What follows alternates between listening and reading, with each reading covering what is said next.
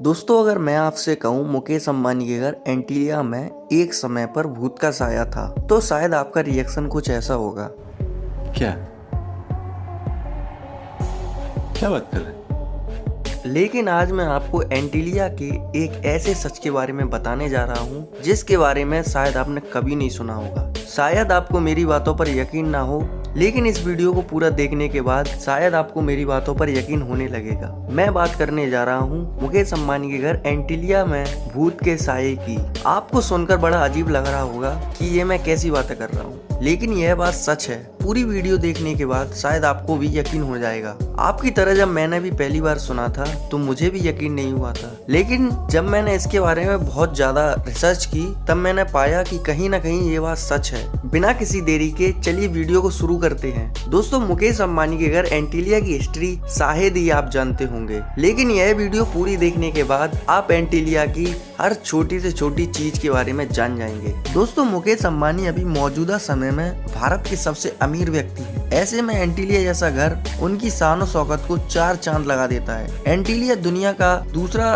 सबसे महंगा घर है। यह यूनाइटेड किंगडम के बकिंगम पैलेस के बाद दूसरी सबसे महंगी प्रॉपर्टी है, जिसकी कीमत 4.6 बिलियन डॉलर है। अगर हम रुपए में बात करें तो यह कीमत खरब में चली जाती है। एंटीलिया मुंबई के कुंवाला हल्के अल्टामाउंट रोड पर 27 मंजिला का आलीशान घर मुंबई के 4 लाख स्क्वायर फीट में बना है। मुकेश अंबानी के घर एंटीलिया की बनने की शुरुआत साल 2004 में हुई थी और यह लगातार 7 सालों तक यानी 2010 तक बनता रहा। अंबानी फैमिली इस घर में रहने के लिए 2011 में आई, लेकिन प्रॉपर्टी में वास्तु को लेकर कुछ अफवाहें फैल रही थी और वो अफवाहें क्या थी वो आगे वीडियो में आप जान जाएंगे। एंटीलिया 27 मंजिला की इमारत है, लेकिन हाई सीलिंग ग्लास टावर होने की वजह से यह किसी 60 मंजिला इमारत की तरह लगती है, जिसकी ऊंचाई 570 फीट है। अगर दोस्तों हम एंटीलिया की सुविधाओं की बात करें तो इसमें मौजूद फैसिलिटीज के बारे में जानकर आपके होश उड़ जाएंगे। दुनिया की ऐसी कोई भी चीज नहीं है जो एंटीलिया में मौजूद ना हो। एंटीलिया की छत पर एक साथ 3 हेलीकॉप्टर को उतारा जा सकता है। इसमें मौजूद एक कार पार्किंग में एक बार में 168 कारों को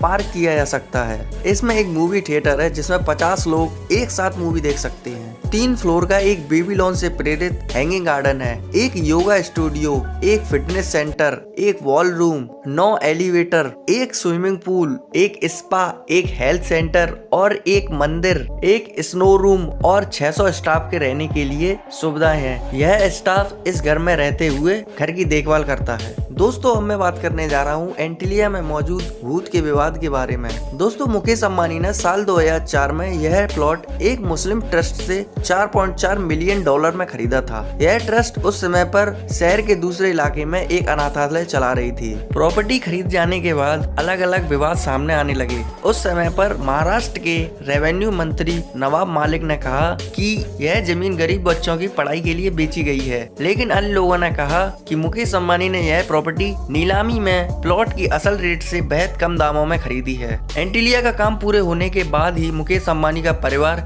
यहाँ रहने आया था। जब ये घर तैयार हुआ तो अफवाह फैली कि प्रॉपर्टी में कोई वास्तु दोष है। क्योंकि मुकेश अंबानी और नीता अंबानी वास्तु शास्त्र पर बहुत ज्यादा यकीन करते हैं, इसलिए उन्होंने उस समय के लिए गृह प्रवेश को टाल दिया। वास्तु पुरातन भारतीय परंपरा का हिस्सा रहा है, जिसके मुताबिक घर की दिशा और दशा से अंदाजा लगाया जाता है कि आपकी जिंदगी गृह प्रवेश के बाद अच्छी होगी या बुरी। लेकिन दोस्तों, मैं जो आपको बताने जा रहा हूँ वो गौर करने वाली बात है कि ऐसा क्यों। एंटीलिया 2010 में ही रेडी हो गया था और उसके बाद हाउस वार्मिंग सेरेमनी भी हुई थी, जो इसी साल नवंबर में हुई थी। लेकिन फिर भी मुकेश अंबानी और उनकी पत्नी नीता अंबानी और उनके तीनों बच्चे ईशा अंबानी, आकाश अंबानी और अनंत अंबानी एंटीलिया में नहीं आए और ना ही वे गृह प्रवेश में शामिल हुए थे। मुकेश अंबानी का पूरा परिवार साल 2011 में एंटीलिया में रहने के लिए आए थे। उससे पहले मुकेश अंबानी का पूरा परिवार अपने पुराने घर 14 मंजिला इमारत वाले घर में रह रहे थे। लोग मानते हैं यह देर वास्तु दोष और भूत विवाद के होने के कारण हुआ था। अपना पूरा परिवार एंटीलिया में ले जाने से पहले मुकेश अंबानी ने 10 दिन की गृह प्रवेश की पूजा कराई थी। कहा जाता है कि इस दौरान कई सारे अनुष्ठान किए गए थे जो घर में वास्तु दोष और घर में मौजूद भूत को भगा सके। रिपोर्टर्स के मुताबिक इस पूजा को 50 जाने माने पंडित ने अंबानी परिवार के पुजारी रमेश ओझा के साथ 10 दिन की पूजा कराई थी। दोस्तों, अगर आपको हमारी जानकारी अच्छी लगी हो तो वीडियो को लाइक कर दें और चैनल को सब्सक्राइब कर दें।